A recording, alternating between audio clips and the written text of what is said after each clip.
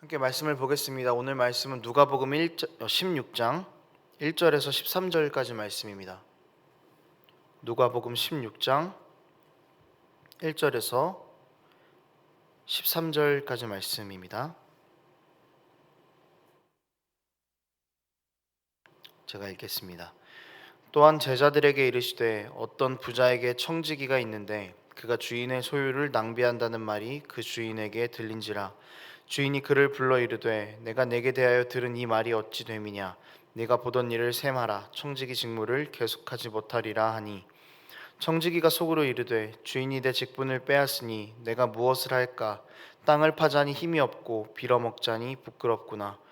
내가 할 일을 알았도다. 이렇게 하면 직분을 빼앗긴 후에 사람들이 나를 자기 집으로 영접하리라 하고, 주인에게 빚진 자를 일일이 불러다가 먼저 온 자에게 이르되 내가 내 주인에게 얼마를 빚졌느냐. 말하되 기름 100마리니이다. 이르되 여기 내 증서를 가지고 빨리 앉아 50이라 쓰라 하고, 또 다른 이에게 이르되 너는 얼마나 빚졌느냐. 이르되 밀 100석이니이다. 이르되 여기 내 증서를 가지고 80이라 쓰라 하였느니라.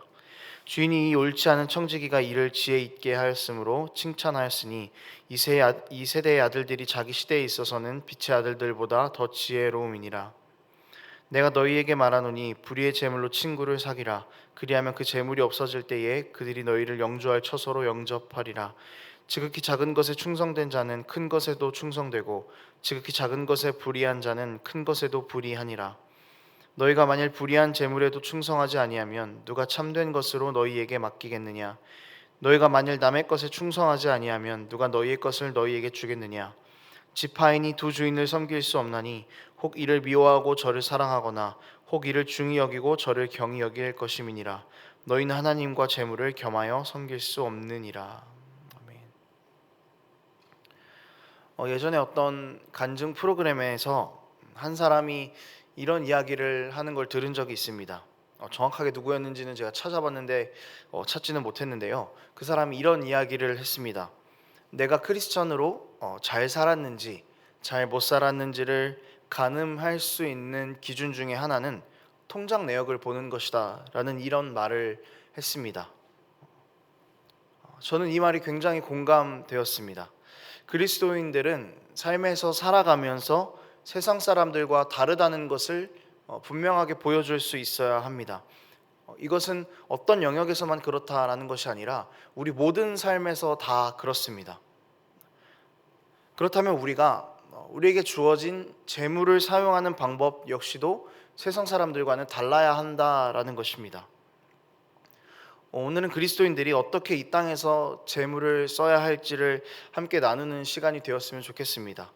이런 항목으로 지출하십시오, 저런 항목으로 지출하십시오라는 그런 것보다 어떤 생각과 어떤 마음을 가지고 우리에게 하나님께서 주신 재물을 잘 사용할 수 있을지를 함께 나눴으면 좋겠습니다. 오늘 본문은 1절에서 9절 한 단락, 그리고 10절에서 13절 한 단락으로 나누어집니다. 본문을 보다 보면 이 두 단락이 어떤 연관성을 갖고 있다라고 보는 것은 좀 어려워 보입니다. 그렇지만 자세히 들여다보면은 이 두 단락 사이에는 밀접한 관련이 있다라는 것을 찾아볼 수 있습니다. 먼저 결론부터 이야기를 하자면은 오늘 본문의 결론은 맨 마지막 절인 13절 말씀입니다. 제가 한 번 더 읽겠습니다. 집 하인이 두 주인을 섬길 수 없나니, 혹 이를 미워하고 저를 사랑하거나 혹 이를 중히 여기고 저를 경히 여길 것임이니라. 너희는 하나님과 재물을 겸하여 섬길 수 없느니라. 이것이 본문의 결론입니다. 예수님께서 두 주인을 섬길 수 없다라고 말씀하셨을 정도, 이 재물을 하나님과 비교해서 주인이라고 이야기하실 정도로 재물은 우리 삶에서 너무나 많은 부분을 차지하고 있습니다. 그런데 예수님께서는 정확하게 결론을 내려주시면서 재물과 하나님을 겸하여 섬길 수 없다라고 말씀하십니다. 오늘 이 결론을 가지고 함께 본문을 살펴보았으면 좋겠습니다. 한 부자가 있었습니다. 그 부자는 자신의 재산을 관리하기 위해서 청지기를 뽑았습니다. 그런데 어느 날 그 청지기가 주인의 소유를 제대로 사용하지 않는다, 그러니까 자기에게 주어진 일을 제대로 하지 않고 있다라는 이야기를 들었습니다. 그래서 청지기를 부르고 그를 해고합니다. 곧 직장을 잃게 될 청지기는 상당히 당황스러웠습니다. 그리고 많은 생각이 스쳐갔죠. 땅을 파서 돈을 버는 것은 정말 말이 안 되는 일이었고, 다른 사람에게 붙어서 구걸하면서 빌어먹으면서 사는 것은 역시 별로라고 생각을 했습니다. 그래서 청지기는 자기가 살기 위해서 한 꾀를 냅니다. 주인에게 빚을 진 사람들을 한 명 한 명 부르기 시작합니다. 한 사람이 왔습니다. 그래서 그 사람에게 묻죠. 너 얼마를 빚졌냐? 그런데 그가 기름 100마를 빚졌다라고 이야기를 했습니다. 그래? 그럼 여기 있는 증서에 100 말고 50이라고 써라. 그렇게 그 사람의 빚을 탕감해버립니다. 또 다음 사람이 옵니다. 역시 묻습니다. 너 얼마를 빚졌냐? 밀 100석을 빚졌습니다. 그래? 그럼 여기 100이라는 거 지우고 80이라고 써라. 이렇게 주인에게 빚진 자들의 빚을 청지기는 자기가 해고를 당하기 전에 하나씩 하나씩 탕감을 해주었습니다. 왜 이렇게 했는가 하면은 주인에게 빚진 자들의 빚을 탕감해 주면은 나중에 자신이 청지기에서 해고 당했을 때에 자신을 도울 수 있는 사람들로 만든 것이죠. 여기서 조금 이해하기 힘든 부분이 나옵니다. 8절에서 주인의 반응이 상당히 재밌습니다. 8절 상반절인데요. 이렇게 이야기하고 있습니다. 주인이 이 옳지 않은 청지기가 일을 지혜 있게 함으로 칭찬하였다. 청지기를 해고하려고 했던 주인이 오히려 청지기를 칭찬하고 있습니다. 사실 청지기가 한 행동을 보면은 그렇게 대단해 보이거나 잘한 일을 한 것 같지는 않습니다. 오히려 자기 주인에게 빚진 자를 자기 마음대로 빚을 탕감해 준 거죠. 정직하지 못했습니다. 어쩌면 부도덕해 보이기까지 합니다. 하지만 여기서 주인이 이 청지기를 칭찬한 것은 어떤 것인가 하면은 그 청지기는 자신의 미래를 준비함에 있어서는 누구보다 현명했다라는 것이죠. 조금 더 설명을 붙이자면은 이 청지기가 돈을 사용했던 방법에 대해서 주인은 칭찬을 한 것입니다. 청지기는 자신의 미래를 위해서 돈을 수단으로 삼았습니다. 돈을 수단으로 삼을 수 있는 사람이었습니다. 그는 돈을 자신의 목적이 아니라 수단으로 삼았습니다. 그에게 돈이 목적이었다면 그는 망가졌을 것입니다. 그냥 내 인생은 끝났다라고 하고 해고 이렇게 하면서 말 그대로 밖에 나가서 땅을 팠을 수도 있고 빌어먹으면서 살았을 수도 있을 것입니다. 하지만 그에게 돈은 자신의 미래를 위한 수단이었습니다. 그가 돈 위에 있었다라는 것이죠. 청지기는 돈에 종속된 것이 아니었습니다. 돈의 노예가 된 것이 아니고 삶의 목적이 돈이 아니라 자신의 삶의 목적을 위해서 현명하게 돈을 수단으로 사용했다라는 것이죠. 주인이 칭찬했던 것은 바로 청지기의 이런 모습이었습니다. 그리고 그래서 예수님께서는 이 비유를 정리하시면서 8절 하반절에서 그리스도인의 재물관에 대해서 우리에게 도전하고 계신 것입니다. 제가 읽겠습니다. 이 세대의 아들들이 자기 시대에 있어서는 빛의 아들들보다 더 지혜로움이니라. 이 세대의 아들들, 세상의 사람들을 말하는 것입니다. 빛의 아들들은 그리스도인들을 말하는 것이죠. 이 세상 사람들이 재물을 사용하는 방법이 그리스도인들보다 훨씬 더 지혜롭다라고 예수님이 말씀하십니다. 미래에 대한 대비를 함에 있어서 현명하게 재물을 사용할 수 있다라는 것이죠. 그래서 이렇게 세상 사람들이 지혜롭게 재물을 사용하는 것을 그리스도인들이 본받아야 한다라는 것입니다. 본문에 나온 청지기는 재물을 수단으로 자신의 미래를 위해서 현명하게 사용했습니다. 그러면 이제 우리가 이것을 조금 우리의 삶과 대비해서 살펴볼 수 있어야 합니다. 청지기는 쫓겨나도 자신이 살 수 있는 미래, 그것을 현명하게 설계했습니다. 그렇지만 그 방법은 도덕적이지는 못했죠. 방법은 도덕적이지 못했으나 그리스도인들은 이 방법을 다른 방식으로 취할 수는 있습니다. 여러분, 그리스도인들에게 미래는 무엇입니까? 돈을 쌓아두는 것? 아니죠. 우리의 소망은 무엇입니까? 하나님 나라에 있습니다. 그렇다면 우리도 하나님 나라를 소망하는 자들로서 이 땅에서 지혜로운 방법들로 재물을 소비해야 한다라는 것입니다. 이 지혜로운 방법이라는 것은 재물을 통해서도 우리가 이 땅에서 재물을 사용함에 있어서도 하나님의 영광을 드러내는데 사용할 수 있어야 한다라는 것이죠. 더불어서 세상 사람들과 차이가 있다면 청지기와는 다르게 우리는 도덕적인 방법으로 재물을 사용해야 한다라는 전제가 또한 추가될 것입니다. 우리도 우리의 미래를 위해서 재물을 수단으로 사용할 수 있어야 합니다. 조금 오해가 있을 수 있습니다. 하나님 나라를 가기 위해서 재물을 수단으로 사용한다라는 것이 아닙니다. 하나님 나라를 이 땅에서 소망하는 자들로서 이 땅에서 하나님 나라를 드러내는 수단으로 재물을 사용할 수 있어야 한다라는 것이죠. 하나님 나라를 소망한다라고 하면서 재물이 우리 삶의 목적이 되어버린다면 그것은 건강하지 않은 삶일 것입니다. 사실 재물에 대한 욕심, 이 재물에 대한 유혹은 우리 삶에서 가장 큰 유혹입니다. 어쩌면 우리가 재물을 사용하고 있는 방법이 세상 사람들과 차이가 나지 않을 수도 있습니다. 세상 사람들은 자신의 창고에 재물을 쌓아두며 살아가죠.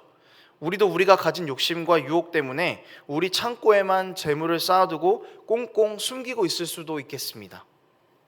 내 곳간을 채우는데 더 열이 올라서 돈이 목적이 되어버린 삶을 살아가고 있을 수도 있습니다. 여러분, 하지만 주님께서 우리에게 말씀하시는 것은 너희가 이런 모습을 버려야 한다라는 것입니다. 가난하게 살아라, 그렇게 이야기하고 있는 것이 아닙니다. 하나님께서 우리에게 맡기신 재물을 통해서 이 땅의 사람들과는 분명히 다른 모습을 보일 수 있어야 한다라는 것입니다. 청지기는 자신의 삶을 위해서 돈을 수단으로 삼았지만 우리는 하나님 나라를 위해서 돈을 수단으로 삼아야만 할 것입니다. 하나님께서 우리에게 재물을 허락하신 것입니다. 우리가 이 땅에서 누리고 있는 이 재물들 하나도 우리 것이 없습니다. 우리에게 세상의 재물을 맡기신 것입니다. 그러니까 우리는 하나님의 청지기가 되는 것이죠. 청지기인 우리는 우리에게 맡겨진 재물들로 이 땅에서 하나님 나라의 가치들을 실현하고 가치를 드러내고 세상과는 다른 하나님 나라의 재물의 원리를 전할 수 있어야 합니다. 그러기 위해서 가장 중요한 것은 구제입니다. 우리는 어떤 방식으로든지 구제를 하려는 노력이 있어야 합니다. 아주 작은 돈이라도 어려운 사람들을 위해서 돕는 데 사용할 수 있어야 합니다. 이것을 조금 더 넓게 생각해 보자면 물건을 구매하는 것도 마찬가지입니다. 같은 물건을 구매한다고 해도 세상 사람들은 그 물건을 자신을 위해서 쓰지만 그리스도인들은 이 물건을 가지고 다른 사람을 행복하게 하기 위해서 하나님 나라의 가치를 위해서 사람들을 섬기는 데 그 물건을 사용할 수 있어야 한다라는 것이죠. 하나님께서 어려운 사람들을 도우시는 방법, 어쩌면 우리가 생각할 때 그냥 하나님 그 사람한테 가서 돈다발 하나 딱 얹어주시면 좋지 않겠습니까? 직접 그 사람에게 그냥 돈을 딱 내려주시면 좋지 않을까요? 이렇게 생각할 수도 있겠습니다. 하지만 하나님께서 어려운 사람들을 도와가는 그 방식은 자신이 재물을 맡긴 청지기들이 어려운 사람들을 도우면서 살아가는 것입니다. 그럴 때 어떤 효과가 일어납니까? 하나님의 사랑을 전하면서 이 땅에 하나님 나라의 정신이 무엇인지를 보여줄 수 있기 때문에 하나님께서는 어려운 사람들을 도우시는 방식이 우리를 통해서 하나님의 사랑을 드러내시는 것입니다. 이것이 하나님이 일하시는 방법이고 우리는 이것들을 위해서 부름을 받았다라는 것을 기억해야 할 것입니다. 말씀을 좀 정리하겠습니다. 여러분, 우리는 이 땅에서 하나님의 청지기로 부름을 받았습니다. 많은 것들을 청지기로서 해야 하죠. 그렇지만 오늘 본문은 특히 우리에게 재물의 사용에 대해서 이야기를 했습니다. 우리의 미래, 우리의 소망은 하나님 나라를 위해서 재물을 수단으로 현명하게 사용할 수 있어야 할 것입니다. 그리고 그 현명한 재물의 사용을 통하여서 이 땅에서 하나님 나라를 우리가 볼 수 있게 되기를 소망합니다. 서로가 서로를 돕는 하나님 나라의 원리가 가장 영향력 있는 아름다운 나라입니다. 이 나라가 가장 가치 있는 나라라고 이 세상의 돈을 사용하는 가치와 전면으로 부딪혀서 싸우는 우리가 되기를 원합니다.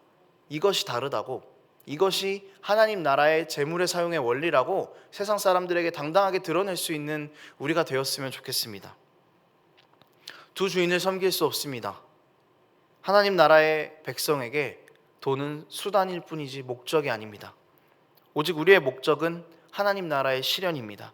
그리고 그 수단 중 하나가 재물이 되는 것을 기억하는 우리가 됐으면 좋겠습니다. 하나님 앞에서 부끄럽지 않은 통장 내역, 사랑이 담긴 실천의 통장, 하나님 나라의 원리가 담긴 통장을 소유할 수 있는 우리의 삶이 되기를 원합니다. 기도하겠습니다. 하나님 아버지, 이 재물이라는 것이 우리 삶에서 너무나 직접적이고 크게 다가옵니다. 그래서 우리가 하나님보다 이 재물을 더 사랑할 때가 있었음을 고백합니다. 그러나 주님께서 우리에게 재물을 맡기셨음을 기억하고 우리는 청지기임을 기억하고 이제는 이 재물들로 하나님 나라의 원리들을 실현하며 살아가는 우리가 될 수 있도록 하나님 우리 가운데 함께하여 주시옵소서. 돈이 목적이 되려는 우리의 삶을 하나님 막아주시고 돈을 수단으로서 하나님 나라를 실천하며 살아가는 그런 선한 청지기의 역할을 우리가 감당할 수 있도록 주님 우리 가운데 함께하여 주시옵소서. 감사드리며 예수님의 이름으로 기도합니다. 아멘.